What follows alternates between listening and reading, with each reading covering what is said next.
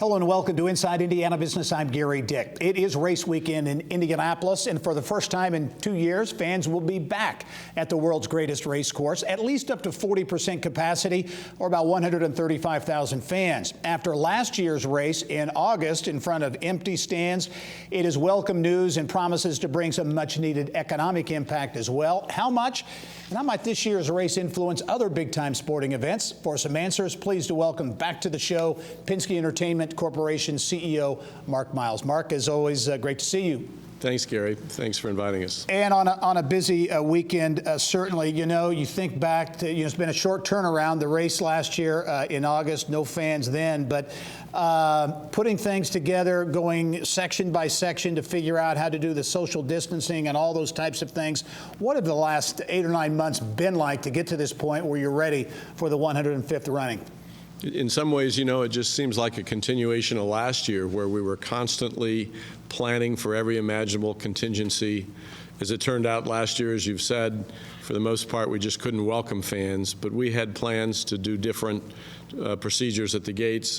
Had fans been able to come in, to seat them differently, and on and on and on. So we just extended that. We worked closely with the state and then ultimately with the city of Indianapolis and got to an agreement on what the protocols would be just seems like about 3 weeks ago.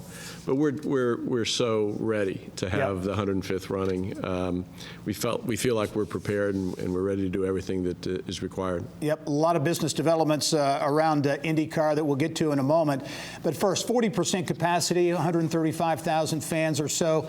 Not like having 250,000 plus, but yet there's economic impact here, and it's creating a vibe that's a lot different, obviously, than it was last year. So things look and feel, I guess, a lot different this year.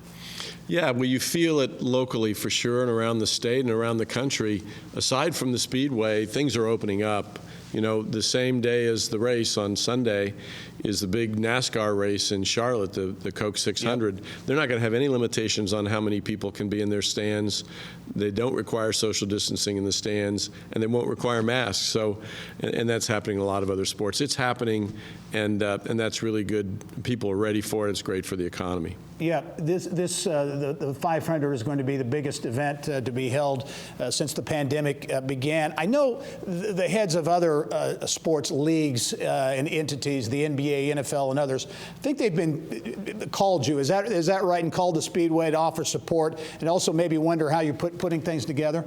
Yeah, really, since the pandemic struck a year ago, March, all of us have been in close contact. We've talked to the folks at Churchill Downs, at Augusta, in the other leagues, teams like at the Colts and the Pacers, and we learn from each other. We also talk to people at the universities. They have many of the same problems, sometimes even amplified. So, all of us is smarter than some of us, and we've tried to really be inclusive in our planning. Yeah, certainly economic impact being generated this weekend with 40% capacity. But there are other big developments really around IndyCar racing and the NTT IndyCar Series, including NTT signing on to extend that title sponsorship.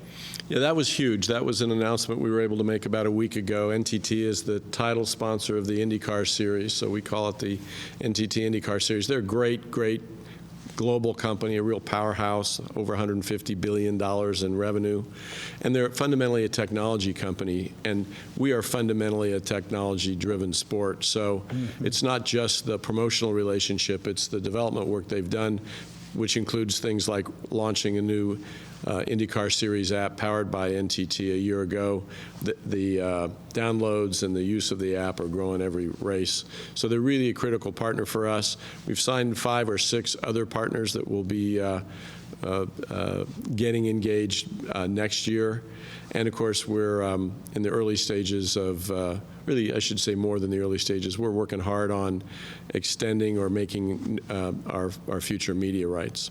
We'll talk about that if you could, Mark, so I wanted to bring that up. The deal with NBC, a lot was said and talked about that when that happened. I've read and seen, kind of heard anecdotally, a lot of positive reaction to how NBC has covered it, how they've cross-promoted through their properties.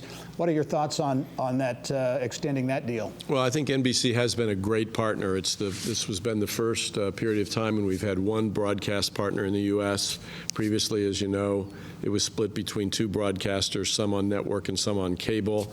Didn't really optimize the opportunities for promoting the whole series. I think NBC, having it all, has been the right move, and they've done a great job with it. But there's a lot to work through. We're interested in growing the amount of promotion, the amount of events that might be on network television. What will the streaming opportunity be? What is the role for cable? What will they do in terms of future promotions?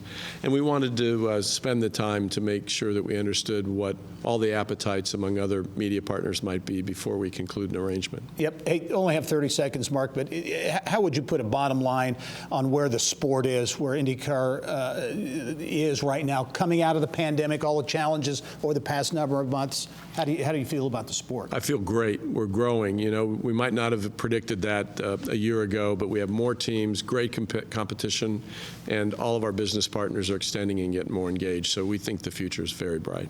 Penske Entertainment CEO Mark Miles, as always, great to see you. Thanks for joining us, and good luck this weekend and beyond. Thanks, Gary. All right.